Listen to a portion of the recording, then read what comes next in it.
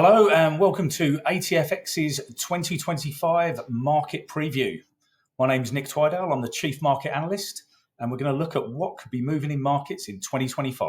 As always, please do subscribe to our channel. We'll be able to keep you up to date with all the goings on in financial markets in what should be a very exciting 2025 and the months ahead. Without any further ado, today we're going to be looking at some of the major financial products that we've got that most of our clients look to trade. So we're going to look at the euro against the dollar, dollar yen, and gold. With regard to the fundamentals that are probably going to influence these products moving forward, certainly in the first quarter of the year, unfortunately, we cannot look any further than the world's favorite new character that's bumped up again, Mr. Donald Trump. He will be influencing the US markets greatly, and his inauguration is due to come within the next couple of weeks. Even in the first few proper trading days of the year, we've seen some big moves in the market on some of his comments. And data has actually come in on the back of some of the trends that were created late in 2024, which certainly in these products has been a dollar increase, US Treasury yields moving higher. And we've seen data starting to back up those moves that are anticipating inflationary pressures in the US. And that's going to have a big effect on what we're going to go on. As we move through to the different products, I'll also focus on the different jurisdictional things that will help move these products as well. So without further ado, let's go and look at the first one. I'm going to go and have a little look at the euro dollar. Because we're looking ahead for the whole year, we're going to be looking on the daily charts. That gives us a much better input on where things are going to go over the longer term. And here we have the daily chart for the euro dollar. So as I was saying, one of the main fundamentals moves that we've seen in the last few months, last quarter of 2024, was a dollar appreciation. So the euro dollar moving down. You can see it topped out here around about that 112 level, and it moved down quite far, really, down to find lows just around that 102.25 level. We're currently sitting at the start of the new year, just underneath 104, 103.50 at the moment. And as we know, there is going to be propensity for big moves coming up in the fresh year. We do have to really focus on that US dollar side of the equation because that's really been pushing things. But obviously with the euro as well, we've got to look at the eurozone, the major components of the eurozone. So paying attention to what we've got from the German economy, from the French economy, and from all the other constituent parts of that eurozone. It has to be honest, this trend is in place for very good reasons. The dollar has appreciated well, and things aren't looking particularly great in Europe. Once again, because we're looking ahead to the next year, we're probably going to look at the greater macro side of things, but things are not looking great in France. There's very unclear government, and it does seem like it's going to be very difficult to get things done. Germany's under a lot of trouble. You've still got a war sitting on their doorstep, really, with the Russia-Ukraine issues. Europe firmly sided on the Ukrainian side of things. So escalation from that is not going to be great for the euro and the eurozone as a whole. So really, most people are looking for further downside for this euro against the dollar. And really, it's that dollar side that's dominating those moves. So let's have a look at some of these technical levels. So as I said, big move down from sort of October 24, from those 112 levels to 102, 102.25, I think we had down there as that low just at the end of December. Any rallies are likely to be sold into fairly aggressively. So looking here, we had highs just above 106. Technically, we've got that 200-day moving average on this daily chart.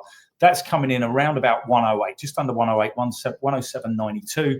And the challenge now is going to come down to this longer-term trend line. It is going to be around about wherever the trend line comes through, which is now sort of like 102.30, as I said, 102.25. A breakdown here, and it will probably come from the dollar side, and especially in the next couple of weeks with President Trump coming into the White Office. A break here does open the way back to what will be the first target, which will be that parity level will be a big parity party, as we've all heard of before. That will be a big psychological level. But really, from a technical perspective, this level down here at 97, and I know it sounds quite immense that we're talking about these moves, but we have had big moves already. The interesting thing as well, and I'm going to go a little bit micro on the data, is data that came out on the US last night started to back up what the market had been pricing in for the last few months, which is inflationary pressures in euros. So a lot of traders out there are going to be looking, we've priced in a lot of dollar appreciation.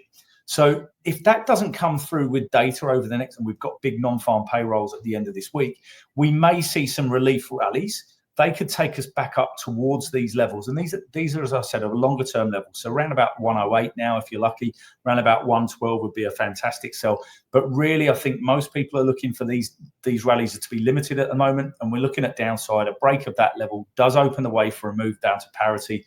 Once we're at parity, you're going to have to reevaluate these fundamentals, start to look at the data as it comes through, and then trade it from there. So looking ahead, doesn't look great for the euro dollar at the moment. For the euro dollar bulls, great if you're a bear. Things can change. And I think the one thing that we do have to say, looking forward to 2025, is volatility is going to increase. We've seen it before. For those of you a bit long in the tooth like I am, Donald Trump does move markets, and he will change his mind and he will change his view on various things according to what's going on. Expect volatility to increase. So let's go and look at the next product we were going to look at in this little set today. It's a nice quick run through on these daily charts. Here's dollar yen. Dollar yen once again been dominated by that dollar move, and we saw probably the most volatile moving currency of 2024. Let's be honest, right? Here we go. We're back at the start of 2024. We've gone from sort of 141 all the way up to those mid 160s. Back down again to 141, and then back up to nearly 160 again. So very volatile, and you can see these moves over the course of the year. They were sharp. There were lots of sharp moves. We do have access. We do have moves from the Bank of Japan. We do have moves from the Fed. Now, given the last night's data, the market is now pricing in a rate cut from the Fed only in July 2025, and there's a lot of water under the bridge before we can get to there. We're going to have to look at that data from the US side of things. Now, the other side of this equation, of course, and this is where it does get kind of a bit exciting for us currency traders, is that the Bank of Japan does start to have a little bit of an inflationary product, and they are the only major central bank that's looking at potential hikes at the moment. We've already seen one, as we know. That should lead to some yen buying. But the question for the market, and let's be honest, dominating from September has been that dollar side of the trade, is there potential for any downside moves at the moment? Generally, the feeling in Tokyo at the moment is they're in a buy dip momentum. You're looking at this chart, you're probably going to buy dips to 156. Not a keen technical level, but you can see it's dipped out here a few times over the past, over December. We're back up to 158. That's two big figures. Support now, interestingly enough, on this line comes in around about this 152.70. That is both the 200-day moving average and that strong support trend line that's coming through, and it's got 1, 2, 3 decent support lines there. So that is a good trend line. So that is a very strong technical line at the moment. Keep an eye on that as we move through the months. Once again, though, if you're bullish, and most of the market is out there, a potential break through this 159 levels. You can see we're topping out. We're just above it at the moment. This is the trend line. It's not a great trend line. It's only got a couple of, but it does open the way for us to explore those 162 levels again. Now, as we saw in 2024, the Bank of Japan will take action if it feels the need to. And this is one of those moves where it came in and intervened. This is where it intervened before as well. It got back these moves that took us down. This wasn't solely intervention that occurred in 2024, and we could see it again in 2025. It got helped by overall dollar bearishness, but there were some sharp, volatile moves that came through in 2024, and we're expecting the same. So trading dollar yen is going to be slightly different to trading some of the other majors. You've got to be aware of what the Bank of Japan are doing and what the Fed's doing as well. But expect more volatility, not less, as we move forward to 2025. Once again, the general feeling in the market is probably buy dips. It's probably going to move higher. That can change very soon, but keep an eye on things. Longer term, I think this is a great level coming in moment. The coincidence of two strong technical indicators. And obviously beneath there, we're looking back down to 144. Concluding today's look at some of the biggest thing, and one of the biggest products that we have traded, of course, is gold. Different story with gold. We've been trading gold for most of 2024, not on the back of the dollar side of things, but on the back of the pure gold side of things. We've seen a big divergence away from dollars, central banks buying gold. And one of the things I think you can say is like that uncertainty that we're getting, and I keep going back to Trump, but it's all the market's talking about at the moment. Uncertainty will lead to more gold strength. We're sitting at some really fantastic technical levels. This is the move that we've seen all the way from October 23 down sub 2000. All-time highs that we hit back here 31st of October, but we're still remaining in it's been trending, but it's still remaining sort of in that uptrend. Traders will now be looking very, very closely at these trend lines that are here. That's a fantastic trend line coming all the way back from February 24, start of last year. It's got some really good levels here. A break to the downside there opens the way back for that 200 moving average down to a nice round 2,500. Conversely, of course, if we get a break of this topside trend line, it opens the way back to take on those all-time record highs. There's going to be a lot of movement in gold. Keep an eye, especially at the moment. We've seen a lot of geopolitical risks, especially in the second half of 2024. Geopolitical risks, especially, I go back to Donald Trump, but looking around the rest of the world, it is not a peaceful world that we're living in at the moment, unfortunately.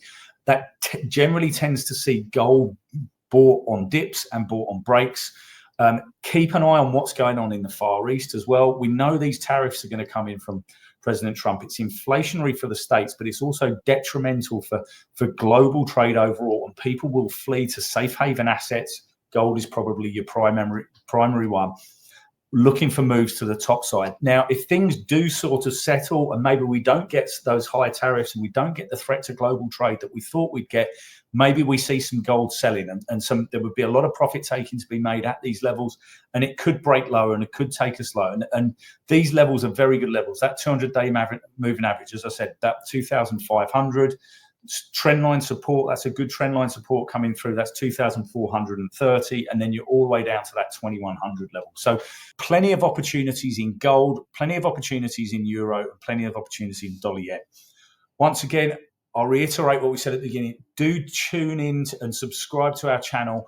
What we'll be doing in the coming weeks and months is looking at some of these trading opportunities in much more detail, getting back into the real tight fundamentals and giving you guys the best opportunities to spot your trading opportunities and the ability to make money. So thanks for joining us here at ATFX, and we'll look forward to seeing you next time. Thank you.